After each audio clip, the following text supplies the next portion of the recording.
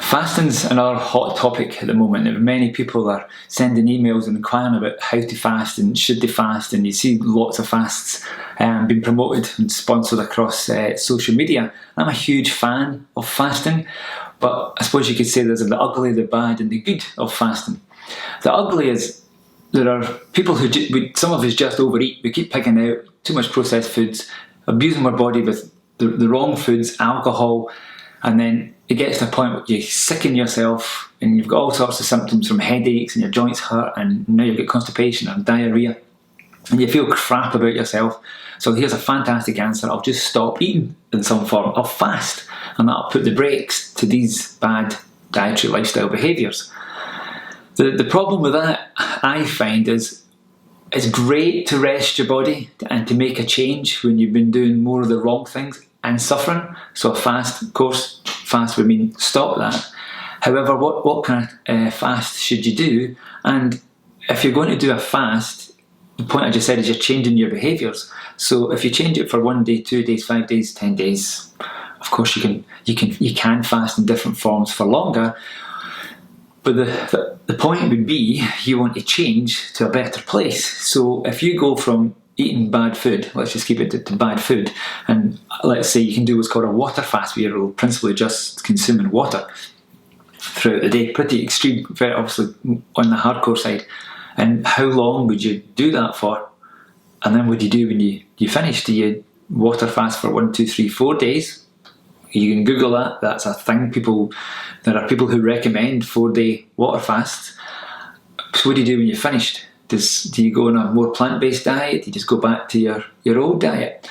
Now, when you see the ugly and the bad and the good, somebody who copes with a water fast and they feel more energy, they have regular bowel movements, they sleep well, and they come out of it eating what you might say was healthy food, as in they no longer binge, they don't starve themselves all day, there's less alcohol, maybe even no alcohol, less cake and breads and processed foods. So they go to a more conventional, healthy diet and they coped during it. Well, that's the good. The ugly is where you feel like crap the whole way through, and it's hell on earth getting through 1 day, 4 days.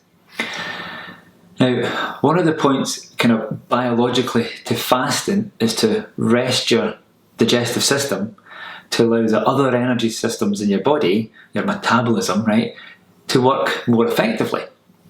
So your hormone system, your immune system, your digestive system are the kind of key ones. So they try to repair themselves whilst your digestive system has taken a bit of a break, just by having to, in the sense of less breaking down of food. Then you want to detox more. Detoxification is one of those words that you're either absolutely a massive believer in it because you go and do detox diets and you detox, or on the other side, which is a bit more conventional medical, that there is no such thing as a detoxification diet. But the reality is we're all detoxing constantly, because if you're not bringing stuff into the cells, which is how you then create energy, food, and not taking it back out, let's call that ultimately long-term detoxification, then you die. So we're all bringing in energy, using it and putting it back out. So there's always a form of detoxification happening every day.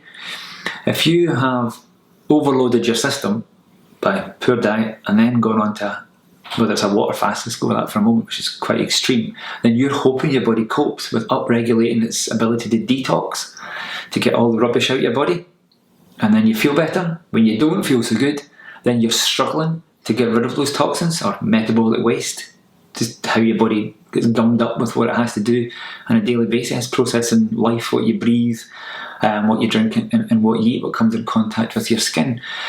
So the more crap you feel, the argument could be that you're less successful in your fast. So that's the ugly. And in my experience, that leads people back to more symptoms at the end, and possibly also just going back to the same old diet and not actually changing their habits. But because it was so hardcore, putting themselves through 4 days and they suffered like hell, I'm a bad person because I overeat too much cake, that becomes a cycle, the habit they keep practicing, they go back to, because they know they can beast themselves again. Like folk do exercise post-Christmas to make up for the binging at Christmas. They'll do an extreme fast because that'll somehow sort themselves out, and that becomes just another silly cycle. My preference, if you are fasting, is to know that on the whole you are in a better place, so you're ready to cope. So sleeping, how often you go to the toilet, are you daily exercising, how's your overall energy, puts you in a better place. So that's a good part of fasting. You're ready to cope with a fast and benefit from it and end up with more energy after it. So you can periodically use that to sort of cleanse the system, fine tune how it works, and move on to a better place. You go from A to B to C. The bad for some people is they get through it and they still have symptoms, and that's the interesting part that I use testing for people who may have tried fasting in the past, and knowing how your hormones are, where they're at, whether they're overworking, underworking, knowing how healthy your liver's at, and knowing whether you've got good or bad bugs in your gut, and knowing your digestive efficiency, so you can use lab tests to figure out what's going on in the inside, and then we can be more selective on what type of fast that you do. Is it 1 or 2 days? Is 1 day enough of a fast? Or if you're going to do 2, 3, 4, 5 days, and there's some good products on the market that you can actually help, and they're kind of boxed up ready to go for 2, 3 and 5 days to help support you, but they do include food, they do include supplementation to help the systems of your body cope with reduced food, right? To go with a fast. But if you know what's going on the inside your body by using tests, you're better placed to pick when to fast, how long to fast for, and what type of fast to use.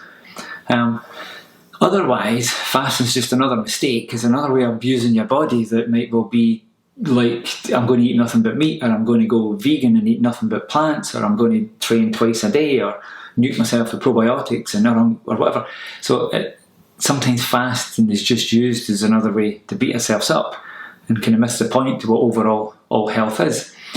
Another challenge with fasting is you can actually, it's not so much a challenge, but maybe a way to do it, and you might say it's a halfway house, and more on this is a good use of fasting, is if you do well not eating your breakfast at breakfast time, but you decide to break your fast, the first meal of the day is closer to lunchtime, and you're not eating late at night. The kind of trendy name for that is intermittent fasting, which means you're part fasting, part eating, and that for a lot of people is a good kind of middle ground to come into the world of fasting, because you do get to eat, and you can get to eat normal food, but you're not consuming it across the day. It does take a bit of restriction, a bit of control, self-control, and deciding I'm going to eat here and eat this and not eat then. So it's not for everybody. If you've got a really hectic lifestyle, that's not the best approach. If you really struggle not having your breakfast, again, probably intermittent fasting won't give you full benefits. But if you know you can cope first thing in the morning, not initially having food until maybe 10 o'clock or 12 o'clock, intermittent fasting is a good way to get into the world of actually specifically controlling the food you eat and when you eat it for a specific period of time, and that's a fast.